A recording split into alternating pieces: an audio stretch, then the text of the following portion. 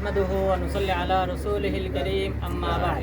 সম্মানিত উপস্থিতি, আমরা এখন যে স্থানে দাঁড়িয়ে রয়েছি এটাকে বলা হয় মসজিদে মুস্তারাহ, অথবা যেখানে রাসূল সাল্লাল্লাহু আলাইহি ওয়াসাল্লাম আশ্রয় নিয়েছিলেন।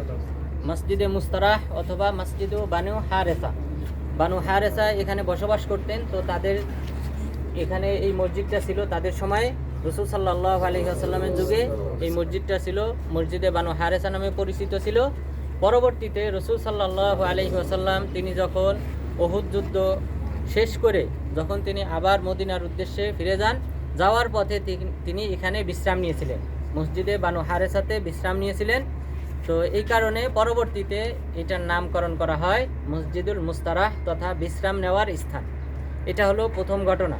দ্বিতীয় আরেকটি ঘটনা এটার সাথে জড়িত ইসলামী ইতিহাসের সাথে, সেটা হলো আপনারা সবাই জানেন যে মহান রব্বুল আলামিন যখন কিবলা পরিবর্তন করলেন, বাইতুল মাকদেস থেকে বাইতুল্লাহর দিকে কিবলা চেঞ্জ করলেন, তখন রাসূল সাল্লাল্লাহু আলাইহি ওয়াসাল্লাম সেই সময় যে সকল মসজিদ ছিল সকল মসজিদে তিনি বার্তাবাহককে পাঠিয়ে দেন যে কিবলা চেঞ্জ হয়ে গেছে, তোমরা কাবামুখী হয়ে সালাত আদায় করো। তো এখানেও একজন বার্তাবাহক আসেন, তিনি আসেন আসরের সালাতের সময়। এখানে আসরের সালাত চলতেছিল, সেই সময় তিনি এসে সংবাদ দেন যে কিবলা চেঞ্জ হয়ে গেছে। তখন তারা বাইতুল মাকদেস থেকে পরিবর্তন করে ওই সালাতরত অবস্থায় তারা বাইতুল্লাহমুখী হয়ে সালাত আদায় করেন। অর্থাৎ দুই কিবলা, যেটা একই সালাতের মধ্যে দুই কিবলা দিকে ফিরে সালাত আদায় করার যে ঘটনা ঘটেছে সেটা দুইটা মসজিদের ক্ষেত্রে সহিহ সনদে সাব্যস্ত হয়েছে। একটা হলো মসজিদে বানু হারেসা তথা মসজিদুল মুস্তারাহ, আরেকটা মসজিদ হলো মসজিদে কুবা। এই দুইটা মসজিদের ক্ষেত্রে সহিহ সনদে সাব্যস্ত হয়েছে, বাকি কোনো মসজিদের ক্ষেত্রে সহিহ সনদে সাব্যস্ত হয় নাই।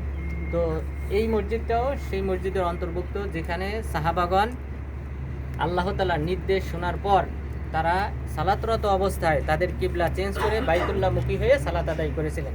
তাহলে এই মসজিদের সাথে দুইটি বিষয় সম্পৃক্ত। একটি হলো রাসূল সাল্লাল্লাহু আলাইহি ওয়াসাল্লাম উহুদ যুদ্ধ শাওয়াল মাসে যখন সম্পন্ন করলেন, শাওয়াল মাসে ৩য় হিজরির শাওয়াল মাসে সম্পন্ন করে ফেরার পথে এখানে তিনি বিশ্রাম নিয়েছিলেন। আর দ্বিতীয় আরেকটি হলো কিবলা পরিবর্তন যেটা হয়েছিল, এই মসজিদেও আসরের সালাতরত অবস্থায় দুই কিবলামুখী হয়ে সাহাবাগণ সালাত আদায় করেছিলেন। তো আল্লাহ তাআলা যেন আমাদেরকে এই ইসলামী যে ইতিহাস রয়েছে সেই সঠিক ইতিহাস জানার মাধ্যমে যে ইসলামী যে জ্ঞান রয়েছে সেই জ্ঞান চর্চা করার তৌফিক দান করেন। আমিন। শেখ কিবলাতাইনের ব্যাপারে একটু এখানে ক্লাস করে দেন। আর কিবলাতাইনের ব্যাপারে সহিহ সনদে কোনো বর্ণনা আসে নাই। ওটা মসজিদে সালিমা নামে বানু সালিমা নামে পরিচিত ছিল, তবে সহিহ সনদে বর্ণিত হয় নাই। ইবনে হাজার আল আসকালানী রাহিমাহুল্লাহ তিনি স্পষ্টভাবে বলেছেন এই মসজিদের ক্ষেত্রে কোনো সহিহ সনদ বর্ণিত হয় নাই যে একই সালাতরত অবস্থায় দুই দিকে ফিরে দুই কিবলামুখী হয়ে সালাত আদায় করেছিলেন, এটা সহিহ সনদে বর্ণিত হয় নাই। তবে ঘটার সম্ভাবনা আছে, যেহেতু সব মসজিদেই খবর পাঠানো হয়েছিল, সুতরাং ঘটতে পারে, সম্ভাবনা আছে।